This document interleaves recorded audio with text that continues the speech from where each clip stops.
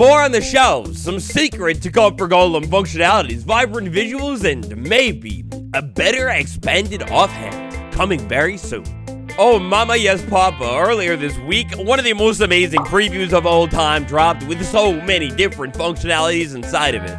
This update had no teasers at all, coming at us at a complete 100% surprise. Of course, we had the time to dive into it initially, but now I've had even more time to dive, and I've learned. Oh baby, you bet I've learned. Today, Waddlers, I want to start with that beautiful new copper armor and tool set. Minecraft's newest, most freshest gear set in the land? Well, mobs can use them too now. You'll see, when these things were initially added to the game, unlike the first week, mobs wouldn't be able to use them, pick them up, or even spawn with them. And now, well, when you take a look at that, it's pretty common here. Mobs being able to spawn with copper equipment and also copper tools from time to time too. Now keep in mind how these things work. If your difficulty is a little bit higher, well yeah, the higher the difficulty, the more likely the chance for a mob to spawn with different equipment, and that equipment could end up even being a little bit better. Look at how common the copper equipment spawning is. It's crazy. Once it hits Java, I'll be able to check the exact numbers for sure, but right now, approximately, it seems about as common as spawning with leather equipment. I haven't been able to find any mobs spawning with enchanted copper, but it can definitely happen as well. Bro, when you fly and place blocks on Bedrock Edition, you can place them so quickly. Oh my god. It's insane. Okay, now it's not about winners and losers, but if we had a winner chicken dinner, it might just be the shelf. Oh man. The shelf is possibly Minecraft's newest, most best block in the entire game. Is so good. It comes in so many colors. It's so good. Now, initially, when we took a look at this thing, we talked about how each slot in a shelf, and there are 3 slots. Each slot on one of these things can hold up to a stack of items. It's kind of crazy. But, of course, as we know, all stacks are not... Wait, hold on a second. Is that a secret message? Waddlers, things are moving pretty quick around here nowadays. We're on that road to 2 mil now. Oh, mama. This is going to be it's going to be a hard road, but I think we can do it together. If you're watching this video and you haven't yet, smash that subscribe button and tap like too. Stacks. Not all stacks are the same. Some things stack in 1, some 16, some 64. How does that translate over to the shelf functionality? Well, it does not matter. A stack is a stack of items. Oh my god. Wait a second. It's a face. Dude, I made a face. Now you might be wondering, what if I try and add things to a stack of, say, like 16? Can I add more items to it? No. Instead, what's happening here is I'm swapping things out. Look at the face. I think I just made the face even better. Seriously, this is such a good block for builders worldwide. Okay, now speaking of this thing being such a good block for builders worldwide, different aesthetics. We've got a slightly different aesthetic for every single shelf block. You know it. We took a look at it in part 1. What we didn't really take a look at is the sides and the backs of all of these shelves, because every single back is also different, and you could place these shelves floating in the world, which means, hold on a minute, you got yourself a brand new building block for like the base or maybe even the full wall of a build. These things are tasty. Check this out right here. I like the warped shelf. If I place this thing down in a line, something like this, then I go ahead and flip around to the back side. Then I go ahead and do it in a better spot where we can look at it. On the back side, it looks pretty good. Then what I could do here is maybe stack some blocks up on top of it. Oh man, and you can use these shelves as a brand new building block because they act as basically a full wall block. Dude, it's so good looking. I love the wavy waves that are going on this one. It's so cool. Only thing that I think we should maybe change about these shelves is the corners. It would be really cool if I had a shelf in the corner and it would just kind of maybe wrap around and connect, even if visually, to the other one, because unfortunately I can't do a bend. Or I should be able to place one in the corner and then I have 2 in the corner, you know? Of course, these blocks are redstone functionality blocks though. So how does redstone work with these blocks? Well, now you have to remember that redstone, it's kind of actually different on either version of the game. For example, the pistons, if I have them facing forward, the redstone lines will actually connect to the pistons. Meanwhile, the shelves, unfortunately, that functionality does not happen. If I power the shelves or try to power them like this right here, well, in this configuration, it's not going to work. Pretty much the most compact way that I've discovered to power the shelves is a shelf with a lever on a block down below it. Flick the lever, and then all of a sudden, the shelf is powered right above it. It's kind of magic. But maybe you want to be a little bit less convenient, more sneaky. Well, place a lever on the back of the shelf block like this, flick it on, and yeah, for sure it's powered. Shelves are beautiful, omnipresent, all-knowing beings. I love these things. What if, unfortunately, a little bit of a downside here. What if I had different shelves, and with these different shelves, I wanted to power them and try and connect them? Well, unfortunately, it does not work like that. Even if I got clever and made sure I powered every single shelf at the exact same moment with a redstone line, well, yeah, no, other shelf types do not connect, but if I break that and place one down, then boom, pretty much instantaneously, they're going to bump over and connect with each other. And you might also be wondering, what in the heck in the world happens when I power a shelf? Does the back texture or side texture change? The only texture that is going to change on the shelf when you power this thing is going to be the front-facing texture. Also, it does not seem that comparators have any interaction with the shelf block at all. Oh, this hotbar swapping thing is absolutely mind-blowing. I still cannot believe that I can actually swap my hotbar, or even just different chunks of the hotbar around instantaneously. This stuff is actually insane, guys. This is a groundbreaking, game-changing new block. I wish I could talk about it all day, but we have to move on, because there's even more. At last, our cries have been heard. The copper chest, every single version of them, we've received a texture update. Check this out. When I open the copper chest and back out, the lid of the copper chest is no longer a wooden texture. That's how it was before. The texture is, of course, going to be different on every single oxidization layer as well. It almost looks like, to me, on some of these textures, you got like tinted glass in the top of the chest there. That's pretty clean looking. Now, what in the world happens when I connect two different types of copper chests? Well, still, we are going to select the least oxidized version of the chest here. So maybe I have something like that, and then I place a wax exposed one, less oxidized. Well, boom, the texture is going to jump over. I don't know, man. It just still feels a little bit weird, but I guess how else do you deal with it, right? To me, it almost feels like it should be the other way around, though, because, like, I'm just completely erasing oxidization. Copper chest. Do you think this weird oxidization disappearingness is just fine? Oh, man. Now, the copper golem. If I go ahead and maybe throw some items into this trap chest right here, give it a little bit of time. Hey, buddy, Walter. Yeah, the dude's name is Walter, by the way, but give it a little bit of time, and hopefully Walter will decide to stop playing with that chest and get to work. Fine, I'll put your friend in the world. Get out of here. Open the chest, bro. Open the chest. Hey, oh, it goes like that. That's right. Oh, my God. Okay, so when the copper golem is holding an item now, dude, what are you doing? What are you doing? When a copper golem is holding an item now, check this out. I can walk up to it, and we'll do this in 100% survival, show it all, but I can walk up to you and interact with you, and I can actually, walk up to you, interact with you, and I can actually take an item. No? Huh? I can't take an item. How about you? Can I take that from you? No? Never mind. Allegedly, I should be able to interact with a copper golem with an empty hand here, and I'll be able to take its item. But I guess that functionality is just a little glitched out right now. Really cool, though.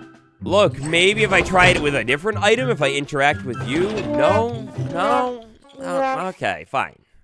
Now, copper statues. These things very well might also be one of the best blocks of all time, just like its new bro there, the shelf. You might be wondering to yourself, what in the world will happen if I had a copper golem that is holding an item? So, dude, take the... No, you go so quick. What if I had a copper golem that was pleased pick up the item? No, you go so quick. If I had a copper golem that was holding an item when it oxidizes, check this out. As soon as it oxidizes, like fully, or statudizes, I don't know what we want to call it, but as soon as it turns into a statue, that item is thrown on the ground, and allegedly, according to the changelog here, when the copper golem turns into a statue, it should pick a random pose to turn into a statue in. Now, unfortunately, that specific functionality seems to be a little bit broken right now. They seem to always turn into just like the normal standing statue pose. I guess, allegedly soon, once the bugs are all squashed and smoothed over, it'll pick one of its 4 brand new poses to turn into a statue. Look, we're respectful king, queens, people over here. Not that we would ever try and walk on sacred ancient statue, but if you want to walk on sacred ancient statue, yes, you can walk on this block. if I walk around and walk on it, even if this block visually appears to get a little bit taller, it does not actually get taller. It will always, at least on Bedrock Edition right now, take up 1 block worth of space. That means, yes, you can indeed get a little bit clever with this block here. If I place it in the ground and put a carpet on top of it, oh, wowee. What is that? But a shorter lightning rod in the ground right there. It's kind of cool. Now, if I go ahead and interact with the golem, I could sink the lightning rod. Oh my god, I just made a copper rock. You can use this block and interact with it to change the height of the lightning rod because of the pose here, and maybe have the lightning rod sitting a little bit higher or lower down in the ground. Oh, dude. It's so cool. It's like a new detail. I don't know how useful this could be. Maybe like it's like a path marker or something was my first thing that came to my mind. One of my other first thoughts with this statue block here when it comes to building, which stay tuned, we'll talk a lot more about it sometime soon, is put a pot on top of it. But unfortunately, I don't think I can do that. However, the large pot, oh yeah, you can put that on top of it. Maybe change it to that pose and... well, it doesn't really look like it's holding it, but maybe, I don't know, he's dancing with a pot on his head? I don't know, maybe. Now, in the insane chaos and madness that was the first video here, I completely missed the entire redstone functionality of the new copper golem statue. We got a pretty sick redstone functionality here, where if I hook a comparator up to the back of this thing, it is going to output a signal that is dependent upon the pose in which the statue is currently in. That means in total we can have up to a signal strength of 4 coming from a copper statue. I proposed an amendment. I think, considering the fact that we have 4 different oxidization levels, maybe this redstone signal could be dependent upon the oxidization level and the pose that the statue is sitting in. So maybe therefore this unoxidized one, being fully unoxidized and strong, would start out with a signal strength of 12 from this thing. That would be 13, that would be 14, and then that would be 15. That's all of our signals. Then we would go ahead and bump it down a little bit more, and you know what I'm saying, right? You pick it up. So therefore this one, this could have the weakest signal, a little bit stronger, all the way the strongest. But this comparator functionality is potentially really useful, because if I hook a comparator up here, now maybe you redstone legends wizards will be able to figure out a better setup, but if I hook a comparator up to this thing and change it just right, oh my, is that a brand new toggle for a secret door inside of your base? Dude, this is so cool. The only problem that I'm having here is a comparator behind the block is a little bit obvious here. Now, I don't know if there's a better way to hook a comparator up, but if I had a comparator on a block down below it, unfortunately, that doesn't pick up the signal. Is there a better way to hide the comparator and pick up a signal from a statue, guys? Help me out here. Copper golem statue, of course, being a copper block, you can wax it and you can unwax it as well. Now, let's say I had a fully oxidized statue. I want to wax it. Go ahead and do that. That's cool. When I use the axe on it, it will unwax it. Then if I use the axe on it, dude, get out of the way. Sorry, I've been having a problem with him all day. He's a narcissist. Anyway, if I keep scratching, I'm scraping the copper statue, I can take off all the oxidization. What is in this stage right here? And let's have one of my copper golem back. Smack it one more time, and oh man, you're back and alive, walking around. It's doing good. Yeah, so the only way to bring a copper statue back to life is to take it from its final stage, fully oxidized, and scrape it all the way back to being alive like that. Now, keep in mind here that if you like the copper golem in a specific state, maybe even this final oxidized state, you can stop it from fully statuizing by waxing it. If I wax this guy, that's gonna walk around, and theoretically, it should never, ever turn to a statue. It'll just live green forever. Now, actually, very excitingly, pretty much for the first time since Minecraft 1.21.90, the full release of Vibrant Visuals, oh man, we got a lot of different changes. 2 words, volumetric fog. Volumetric fog comes into play big time in some of the biomes that get a little bit more custom here. So if I go ahead and run into like the swampland here, where everything turns this really cool dark green color when I'm inside of the swamp. Oh, it's so cool. Well, yeah, this is basically all about volumetric fog and what it is. At different times of the day, of course, this volumetric fog gets a little bit more or less intense. For example, earlier on in the day, it's so green. If you don't like volumetric fog, we now have a better, more reliable way to turn this stuff off. Pause the game, go to settings, slide down all the way through the spacey menu to video, and inside of the Vibrant Visuals options, volumetric fog quality, You can go ahead and adjust this toggle. When you turn it down, the fog will get a little bit less dense is what it seems is going on. Well, if I go ahead and take this toggle, bump it all the way down to the floor here and turn it off. Oh, well. Volumetric fog. So biome tinting does still kind of happen here. You can see the sky is this really sick color, but if you don't like that hazy, dense fog, you can go ahead and turn it all the way off, and it's like way less noticeable in your game. This is kind of cool. I've seen the fog for some reason, and that's fine. I don't judge you, but maybe some people don't like the fog that much. Well, you could just go ahead and turn it all the way off, and now you simply get a subtle adjusting of the sky color inside of a biome, almost like you get with like the water tone or the grass or whatever. Now sliding and moving around from biome to biome with this volumetric fog off, the vibes are actually pretty different here. It's kind of crazy looking, seeing like the sky shift in tone and color without any fog setting in. If I move over to a really warm biome where the sky gets really warm, well, yeah, the sky gets really warm, but there is no longer any fog at all. For the rest of the video, I'm going to go ahead and bump this thing all the way back up, but just know that you can turn it off. Inside of this week's preview, we also have a new thing called subsurface scattering going on when it comes to particles inside of your world. It's a new functionality that is possible. Now, specifically, what subsurface scattering actually might be, you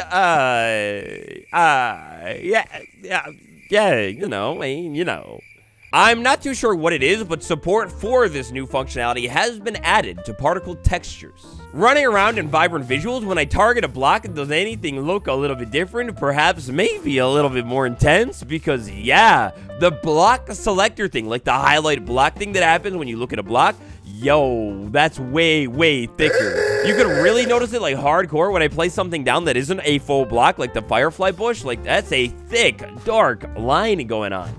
Although that is great, beautiful really, but it may be the most beautiful change of all. The vibrant visuals back into the settings. Oh man, deferred render distance. Previously, I believe this was locked at 20 chunks, and now, at least on PC, you can bump this thing up by 2 chunks every time, all the way up to 28 chunks. And take a look at this in the world here. That is so significantly farther. Oh man. Wow, with vibrant visuals, bumping that render distance up even farther, if you can handle it inside of your world, it will make things look even better here. Now, unfortunately, currently, this is only available for Windows PC with this high render distance, but man, I hope they at least unlock it on like next-gen consoles, and maybe while we're at it, give vibrant visuals to the Switch, because the higher the render distance, the better your game will look. And dude, just look at the sunrise right here over the ocean.